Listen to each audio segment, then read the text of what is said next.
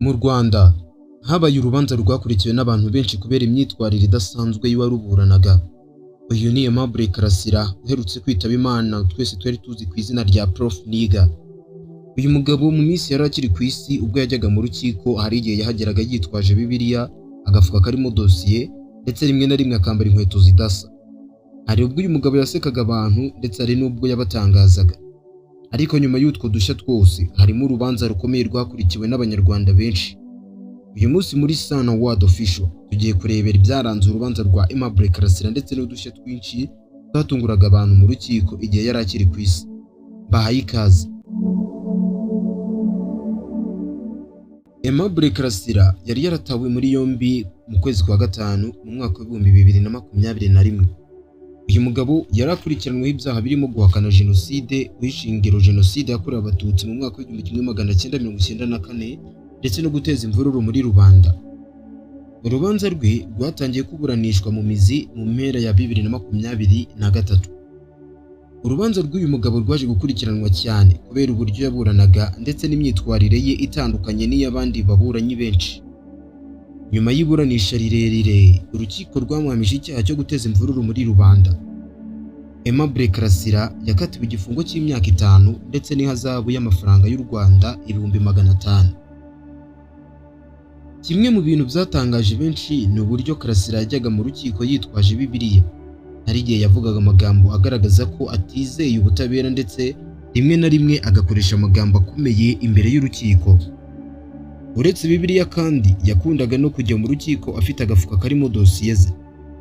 Mu gafuka ke kandi yajyanagamo ibitabo, amazi, telemusi y'igikoma n'ibindi bikoresho bye bwite. Abantu benshi bibazaga impamvu yajyanaga ibyo byose mu rukiko bikabatungura ndetse bigatuma abantu baza ku rukiko bafite amatsiko yo kureba icyo uwo munsi ari buzane, bigatuma urubanza rwe rukurikiranwa cyane. Aimable Karasira yakunze gutungura abantu kubera imyambarire ye. Hari igihe yinjiye mu rukiko yambaye urukweto rumwe rw'umweru urundi ari ubururu. Hari n'ubwo yageze ku muryango w'icyumba kiburanisha akuramo inkweto. Icyo gihe yavuze ko ashaka kubaha urukiko nk'uko umuntu yubaha umusigiti cyangwa se urusengero. Mu bindi bihe byagiye bitambuka, Aimable Karasira yakundaga gukora ikimenyetso cya Tuff Gang imbere y'abanyamakuru.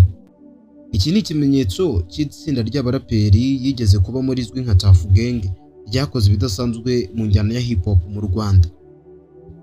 Abantu benshi bamubonaga bagatangara kuko ibyo yakoraga bitari bisanzwe mu rubanza nk'urwo. Abantu benshi bazaga ku rukiko bafite amatsiko. Hari amagambo menshi atangaje uyu mugabo Aimable Karasira yasize benshi batunguwe cyane. Rimwe na rimwe urukiko yarubwiye ko aho afungiye hageranye n'icyumba cya Kazungu Denis. Yavuze ko hari ubwo arota Kazungu ari kumurya. Icyo gihe yasabye urukiko ko yafungurwa kuko yumvaga akeneye kuvuzwa. Mu rundi rubanza, Karasira Aimable yigereranyije na Yezu imbere ya Pilato. Yasabye urukiko ko ibyo avuga byose byajya byandikwa neza kuko bizajya mu mateka. Uyu mugabo kandi ari nubwo yavuze ko ibyo yakoze byari bikwiye kumuha igihembo nka Prix Nobel aho kumufunga. Aya magambo yakomeje gutuma abantu benshi bibaza byinshi ku myitwarire ye ndetse akomeza gutuma abantu benshi baba retentioned kuza kwitabira ngo barebe icyo ari buze kuvuga uwo munsi cyangwa se abantu baze gukurikirana agashya ari buze gukora mu rukiko uwo munsi, kuko igihe cy'iburanisha rye igihe yabaga aragera ku rukiko abantu bazaga biteguye ko ari buze kubasusurutsa.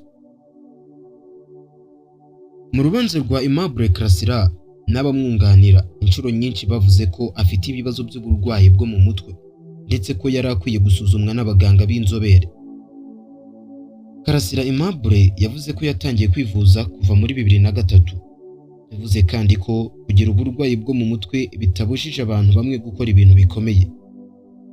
Ahangaha niho yatanze urugero rw'umwami Yuhi Mazimpaka. Icyo gihe yavuze amagambo yatunguye benshi ubwo yagiraga ati: yari umusizi nanjye ndi umusizi, yari umusazi nanjye ndi umusazi.